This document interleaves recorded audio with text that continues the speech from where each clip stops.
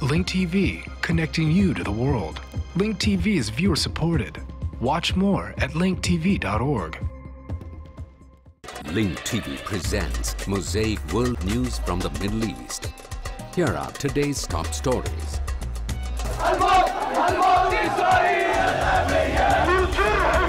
Massive marches held across the world to commemorate Jerusalem Day as thousands of Palestinians are prevented entry into the city on the last Friday of Ramadan.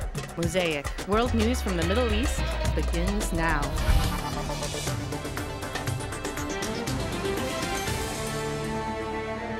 إلى هذه الساعة الإخبارية وصلت قوات المجلس الوطني الانتقالي في ليبيا تعزيزاتها. The forces of the Libyan Transitional National Council, TNC, continue to send reinforcements in anticipation of the push towards the city of Sirte, the birthplace of Libyan Colonel Muammar al-Gaddafi. Tanks, rockets, and missiles were sent to the town of Bin Jawad, which will be the starting point of the attack on Sirte. It is expected for the attack to be launched within the next 2 days. In Tripoli, violent fighting continues between the TNC forces and Gaddafi's forces inside and around the capital's airport. Meanwhile, the central parts of the city are now calm. Our BBC correspondent reported that TNC forces took control of most of Tripoli's neighborhoods and that traffic is back to normal. These snapshots are of an area very close to downtown Tripoli, where cautious calm dominates. قوات الناتو قصفت بعض المواقع الحيوية في مدينة سرطة الواقعة إلى الشرقي. NATO forces shelled some vital sites in eastern Libya's city of Sirte. This comes as units of TNC forces advance toward the city in anticipation of clashes with pro-Gaddafi forces. On the other hand, cautious calm dominated Tripoli after the city witnessed fierce clashes yesterday. التي شهدتها المدينة يوم أمس.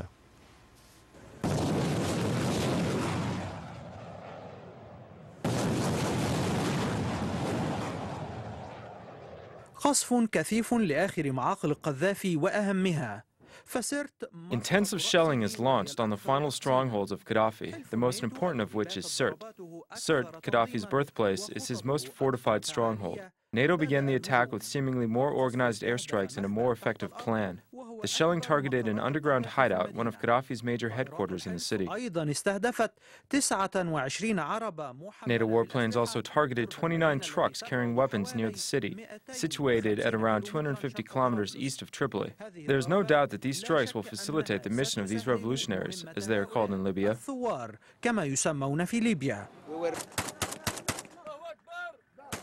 There are considerable pockets of resistance from Gaddafi's supporters, and their military capabilities have not been destroyed yet. Therefore, the UK will continue along with NATO to remove the regime's command and control systems. We'll continue along with NATO. The eastern parts of Tripoli seem to be calm despite the apparent impact of yesterday's battle. Anti-Gaddafi fighters feel euphoric following their victory in the capital, though pockets of Gaddafi's supporters remain, indicating that the battle has not yet ended. Mustafa Al-Minshawi, BBC.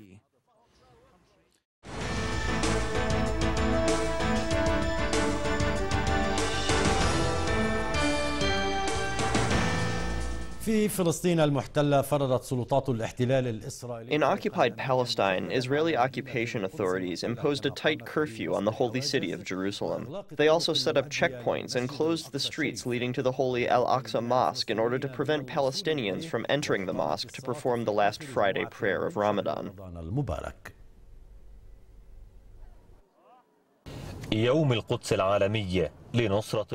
The International Al-Quds, or Jerusalem Day, in support of Jerusalem and its liberation from the Israeli occupation, comes this year as the Islamic awakening continues to gain momentum in the fight against oppression, weakness, and tyranny. The occupation's authorities imposed strict measures in the holy city to prevent worshippers from entering the Aqsa Mosque to perform the last Friday prayer of Ramadan and mark the International Al-Quds Day. There were too many checkpoints in the West Bank. They only allowed entry to people of specific ages, and this caused problems. Checkpoints were packed with people waiting to enter. Unfortunately, the ban is affecting many people. Yes, there were checkpoints and a ban in effect. We crossed 5 checkpoints on the way here. All young residents were denied entry. It wasn't easy. المواطنون الفلسطينيون الذين استطاعوا الوصول إلى المدينة المقدسة The Palestinian residents who were able to enter the Holy City, whether from the West Bank or inside Palestine, stressed the importance of marking the International Quds Day. They called on the Arab and Muslim nations to withstand all hardship and head to the Holy City and its sacred mosque. They prevented many people from entering. They're being very strict. They're giving the Muslims a hard time. All the streets were cordoned off. They also closed the border crossing. Wake up, Arabs. Wake up. Wake up. Stop being passive. Wake up.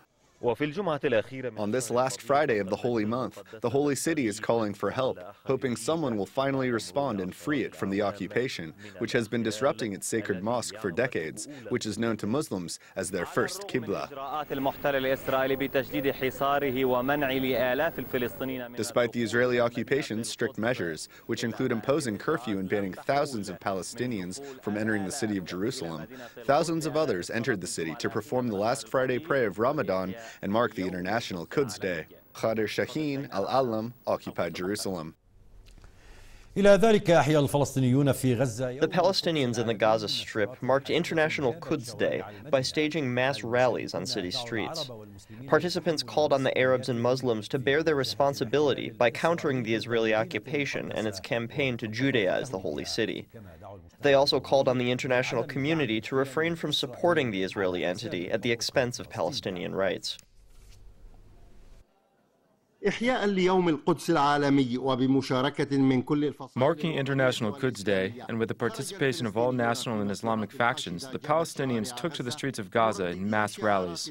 They chanted slogans denouncing all forms of Israeli aggression and reaffirmed their rights in Palestine, most notably in Jerusalem. The Hamas movement called on the Arab and Muslim worlds to bear their responsibility toward the Holy City, which is facing grave danger.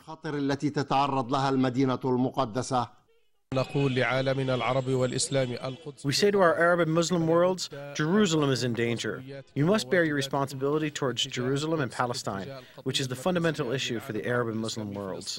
In the name of the resistance factions and in the name of the Palestinian people, we would like to reaffirm our commitment to our national principles, most notably Jerusalem. For its part, Islamic Jihad called on the Arabs and Muslims to mobilize and unify their efforts in order to defeat the Israeli occupation and expel it from the Palestinian land. The Arab and Muslim nations must mobilize their forces and unify their efforts in order to achieve their goals and uproot this foreign seed planted amidst them. The presence of this entity here is illegitimate and will remain as such until it's uprooted, God willing. The Democratic Front said International Quds Day has become an occasion to renew all forms of struggle against the Israeli entity. They also called on the international community to bear its responsibility toward the Palestinians and urged it not to take the side of the Israeli occupation. International Quds Day will continue to sound the alarm bell, warning all Muslims of the Israeli threats facing the city of Jerusalem and its holy shrines. It's a day to call on them to unite and assume their responsibility towards Jerusalem by liberating it from the oppression and from the Israeli occupation's fist. Mustafa Abdahadi, Al-Alam, Gaza, Palestine.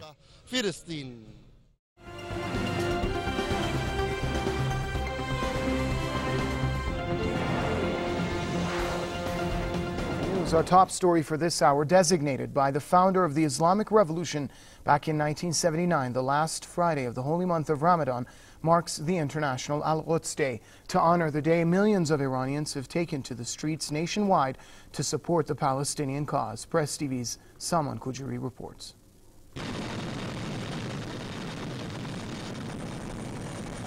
Millions of Iranians across the country took part in rallies marking the International Quds Day. Chanting such slogans as "Down with Israel, down with the U.S., people from different walks of life once again got together to voice support for Palestinians and express their hatred toward the expansionist policies of Israel. We have come to the streets to show the world that we will not leave the Palestinians alone, and we will defend the rights of the oppressed nations around the world. Issuing a resolution, the demonstrators denounced Israel's atrocities against the Palestinian people and called for the liberation of Palestine. The protesters also condemned the violent crackdown against opposition protesters in Bahrain and Saudi Arabia. Quds Day this year is observed at a time when the Western governments, especially the US, are grappling with serious economic problems. The world is fed up with the tyrannies of the US, Britain, and the Zionist regime, which are the most hated on the face of the earth. Such rallies show the depth of the public hatred towards US and Israel. Well, people in other countries have also held mass rallies to commemorate the International Al-Quds Day. Demonstrators took to the streets in Pakistan, Iraq, Afghanistan, Lebanon, and others to show solidarity with the Palestinian people. They condemned what they called Israel's crimes against Palestinians. A similar rally was also held in the besieged Gaza Strip in commemoration of the day.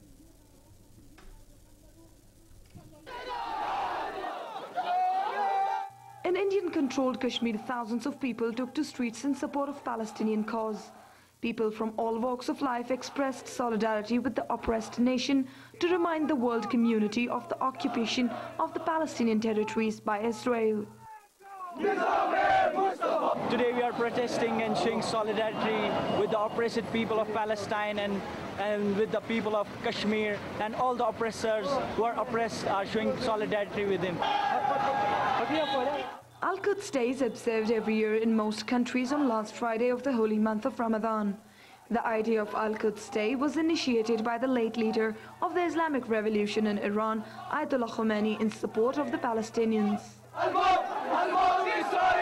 Well, the Lebanese have also taken part in the Al-Quds Day rallies. Hezbollah's leader addressed the Lebanese protesters who'd gathered in the southern region of Marun al-Ras. Sayyid Hassan Nasrallah said Palestine and Al-Quds are parts of the Islamic religion. He called for the formation of an independent Palestinian state on the whole of Palestinian lands.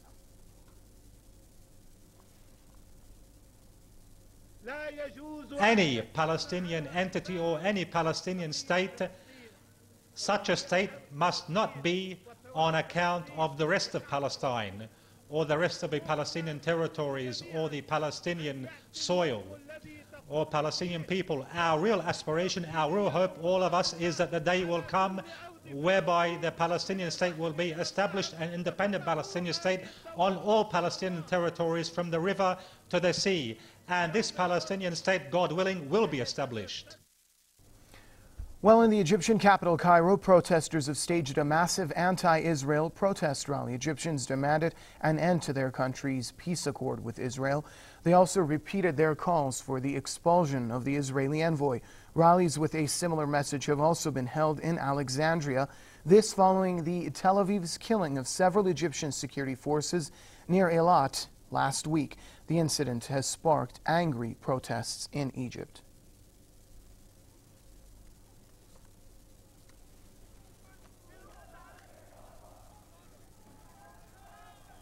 Well, for a clearer picture of what's going on in Egypt, we will be joined by Karim Gamaluddin, Press TV's correspondent, later on in the program. But for now, continuing with the news, anti-Israel demonstrations have been held in Yemen, Saudi Arabia, and neighboring Bahrain to mark International Al-Quds Day.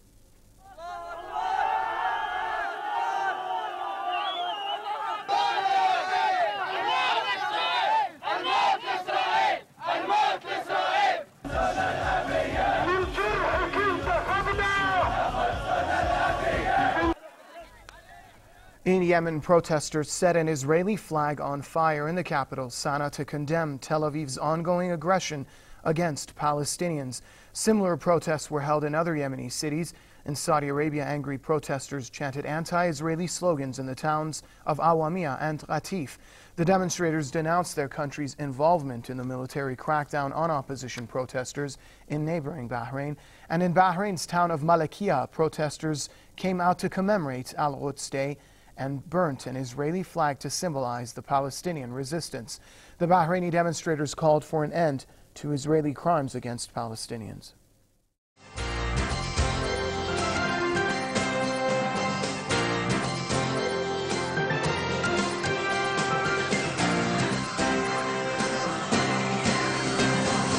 We open with the firing of a Grad rocket from Gaza at an open area south of Ashkelon this afternoon.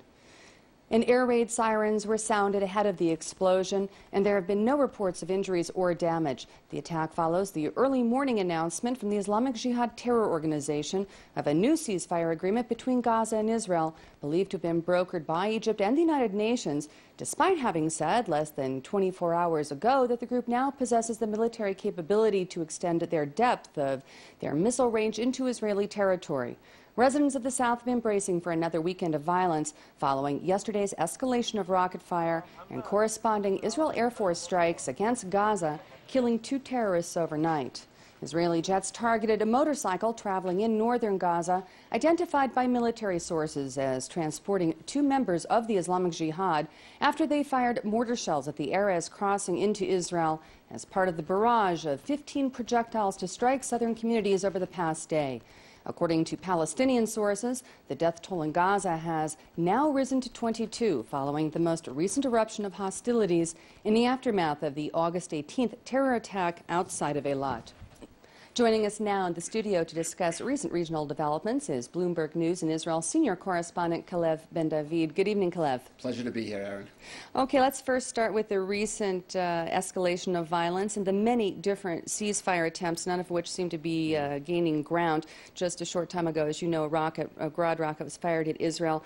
Are we at all likely, in your view, to see a ground invasion? Well, I would say no under current circumstances. The government is really trying to avoid having to launch any kind of major operation in Gaza because they've got one eye on September, which is next month, when the Palestinian Authority is expected to go to the United Nations and ask for recognition for statehood. There's a lot of concern that could lead to widespread demonstrations in the West Bank and Gaza, maybe at the borders, Syria and Lebanon, like we saw earlier this year. So the government really wants to exercise restraint and avoid having to get involved in some kind of operation, ground operation in Gaza.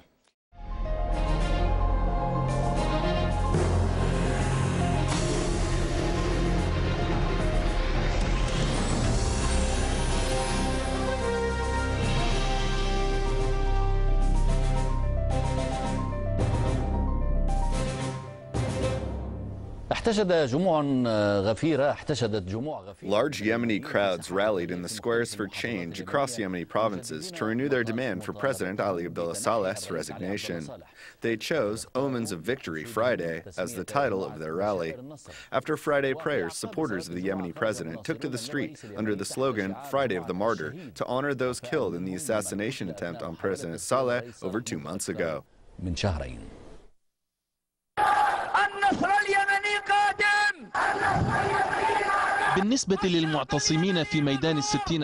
For the protesters in Sana'a Sitting Square, the victory over President Ali Abdullah Saleh's regime is very close. On that basis, they named their rally Omens of Victory Friday. The same slogan was raised in the various provinces, celebrating the Libyan revolution's achievements not too long ago. They are aspiring that the Libyan revolution will be a catalyst for the Yemeni youth to mobilize and attain what was recently named in Yemen revolutionary resolve. Mobilize for the resolve. Mobilize for the Yemeni Revolution's day of celebration. Do not wait long. These masses will be marching in front of you, not behind you. في أوساط المعتصمين في ساحات التغيير اليمنية لا شعار يعلو فوق شعار إسقاط الرئيس علي عبد الله صالح. Across Yemen's squares of change, no slogan rises above the one demanding the downfall of President Ali Abdullah Saleh. On that basis, the National Council for Revolution Forces was recently formed. The council not only stresses the necessity for Saleh to step down, but also rejects his return to the country. As protests in Sana'a and security confrontations in some provinces such as Taiz continue, many in Yemen and abroad predict the country will witness difficult days if diplomatic solutions are not activated and President Saleh's return to Yemen is viewed as vengeful. In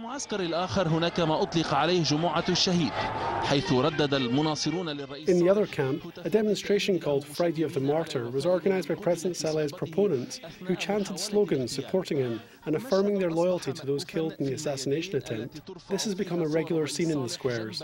Pictures of President Saleh and the Saudi king carried side by side. The king has been hosting the president for over 2 months. As of this moment, the pro-Saleh camp has been waiting for his return to Sana'a, which so far seems to be fraught with dangers due to the fragile security situation in the country. In this context, his opponents are apprehensive that his anticipated return could create a security nightmare or turn the ongoing military confrontations into a civil war that many have long been warning of.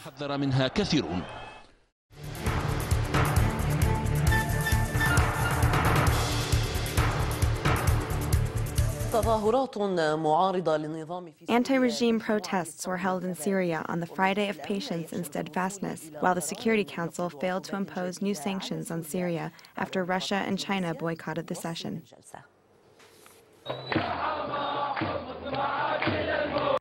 It is the last Friday of the month of Ramadan.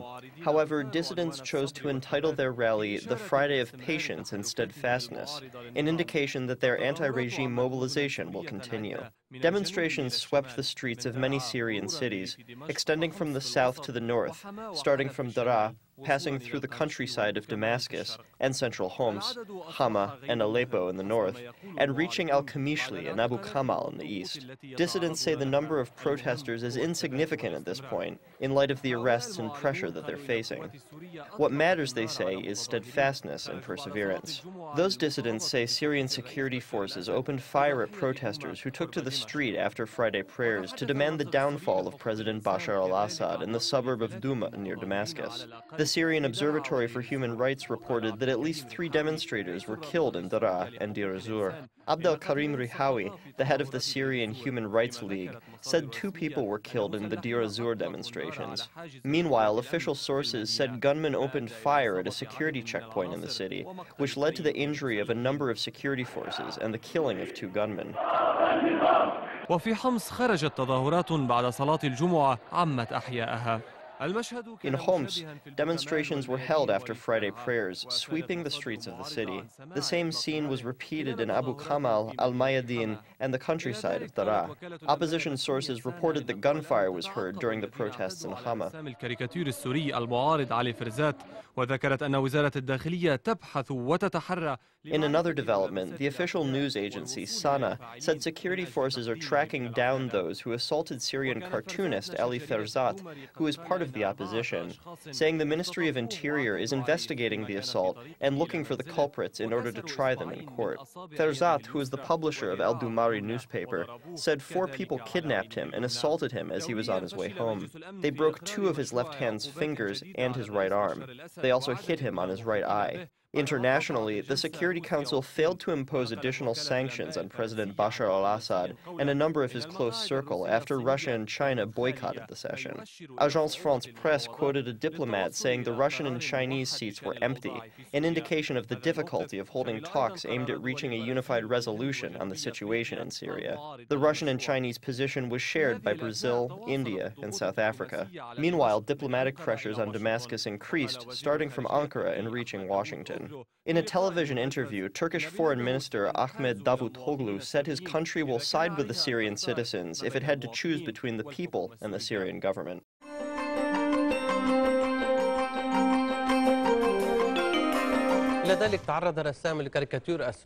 Syrian cartoonist Ali Ferzat was kidnapped, assaulted, and beaten in Damascus, leading to his hospitalization. Omar Harkous reports. For instance, one of the heads of a security institution summoned me, and of course, the way they talk is a little different. He asked me, how can you air our dirty laundry in front of the people and the foreigners?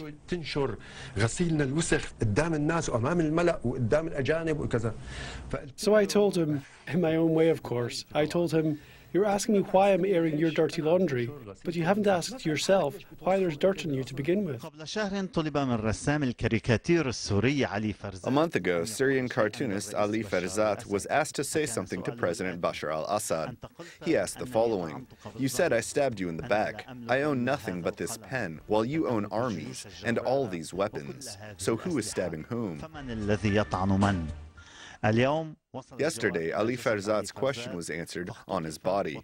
He was kidnapped, brutally tortured, and thrown on the street in critical condition. Ferzat, who published Al-Dumari years ago, a satirical weekly, would not appease the authorities but maintained his stance against all oppressive regimes in the Arab world, especially Syria's regime. Assad shut down Al-Dumari 2 years later, despite the fact that he had promised Ferzat not to ban the paper.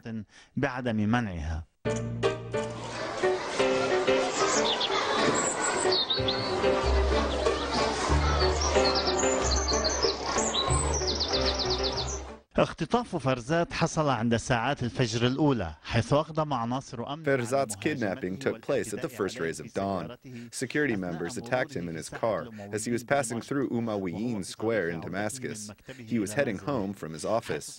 He was badly beaten and had bruises all over his body, especially on his face and hands, to prevent him from drawing again.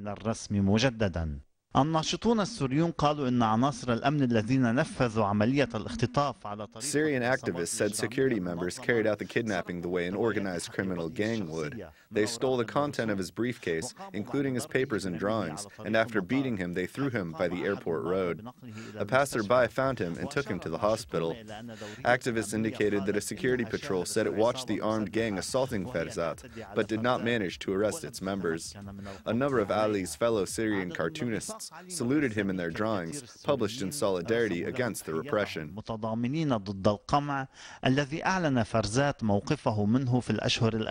Ferzat announced his stance against that repression in the past several months through his drawings and articles on his website, which was also shut down hours after he was assaulted.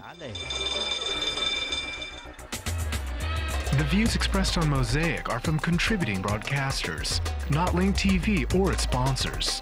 The production of Mosaic is made possible by grants from the John D. and Catherine T. MacArthur Foundation, the Firedoll Foundation, and by support of viewers like you. Thank you. Watch Mosaic World News online. Stay up to date with breaking news, read our blog, get transcripts of past shows, and more at linktv.org/mosaic.